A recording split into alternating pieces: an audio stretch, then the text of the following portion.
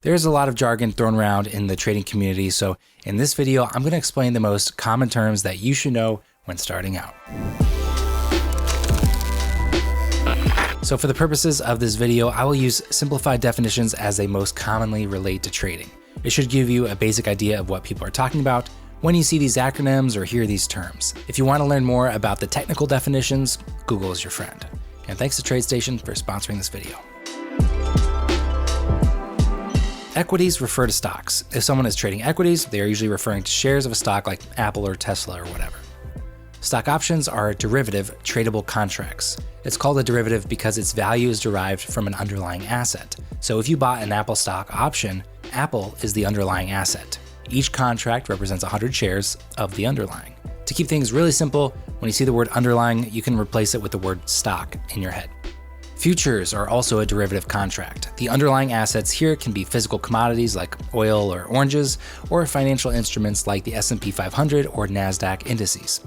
Indices is just the plural of index, by the way. A tick is the smallest price movement a trading instrument can make. So most stocks trade in 1 cent tick increments. In index futures like the ES, the S&P 500 futures contract, the tick size is 0.25. So there are 4 ticks per dollar increment. In Forex trading, the equivalent is a pip. It's the smallest price movement that a currency pair will make. RTH, or regular trading hours, just refers to the normal open hours of the US stock market. For the S&P 500 futures contract, RTH is 9:30 a.m. to 4:15 p.m. New York time. ETH, or electronic trading hours, include after hours and pre-market trading, also known as extended trading hours. The trading volume in extended hours is lower. Being long usually refers to a bullish position and means you bought something to open the trade. Being short is usually a bearish position, meaning you sold something to open the trade.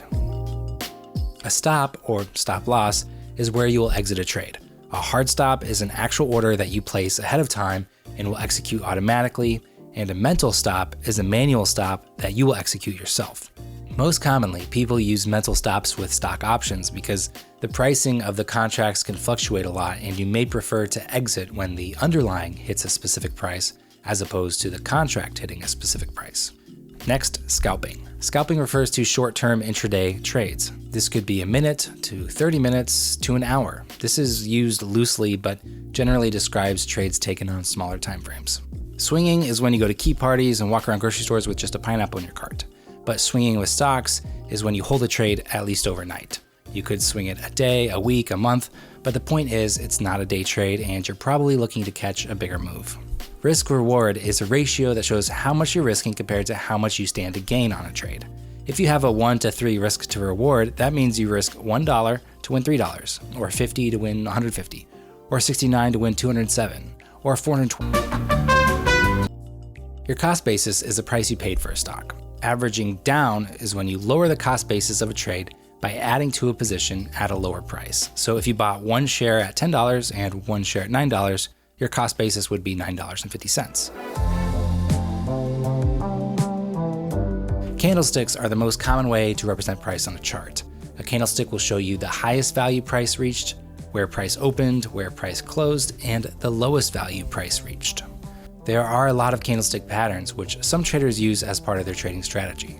I recommend looking up the most common ones in a graphic like this and study them. The most common patterns are probably bear flags and bull flags, but it's worth being familiar with as many as you can, even if you think it's just nonsense. Heikin-Ashi is a technique used with candlestick charts, but calculates them in a different way. Every bar opens at the halfway point of the previous candle's body. This creates smoother looking charts that can be easier to identify trends with. The footprint chart is another type of candlestick chart that shows the interaction between buyers and sellers at each price. It's a bit more advanced. Tick charts, unlike a standard time-based chart, prints new bars after a certain amount of trades are complete. So a 1000 tick chart will print new bars after every 1000 transactions. MTF, or multi-timeframes, is exactly what it sounds like. Traders analyze charts on several different timeframes. The 1 minute chart will look a whole lot different than the daily chart, as the 1 minute is just showing all the movement that happened inside larger timeframes. It's important to know that most indicators will look different depending on the time frame of your chart. PMH are pre-market highs, or the highest value price reached in pre-market trading. Pretty simple. PML are pre-market lows, so the lowest value price reached in pre-market trading. ATH is the all-time high price of a stock. HOD means high of day, referring to the stock price. NHOD means a new high of day was just made. LOD and NLOD are the same for the lows. Lower high, lower lows, higher highs, and higher lows are ways to analyze the trend in overall price action. It's pretty simple, but make sure you have a firm understanding of this. Speaking of firm, your broker is the firm that will facilitate your trades on the exchange. And the broker that's sponsoring this video is TradeStation.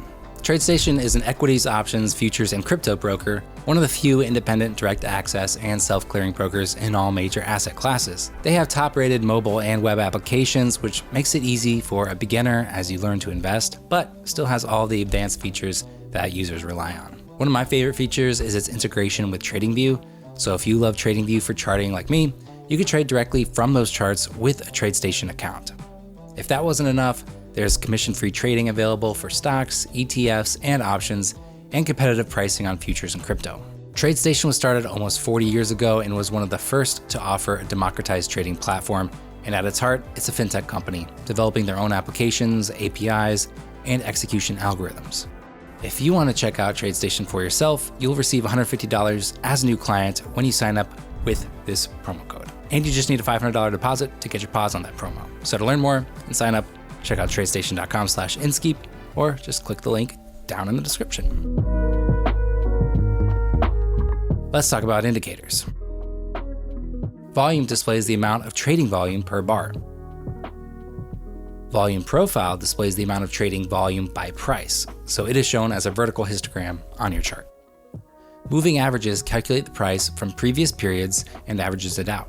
A simple moving average, or SMA, just takes the mathematical mean of the previous periods, whereas an exponential moving average, or EMA, is weighted to give greater importance to the most recent periods, making it more responsive. Remember, this will look different on every time frame. VWAP or VWAP stands for very wet ass, or in trading, it stands for volume weighted average price, and it has some similarities to a moving average, but it takes into account the volume when averaging the price. It also starts calculating at the beginning of a trading session. This is most commonly used by intraday traders, and it will look the same on all intraday timeframes.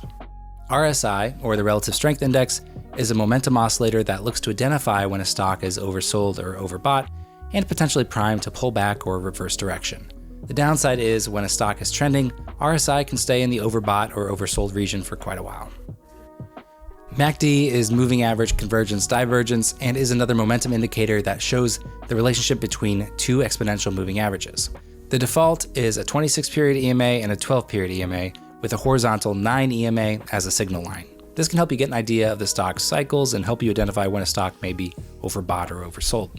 Pivot points use the prior day's high, low, and close prices to estimate future support and resistance levels. There are a million other indicators, but I find that they only add confusion and distractions to my charts, so I don't use them. But generally, they all use some combination of price, volume, and time.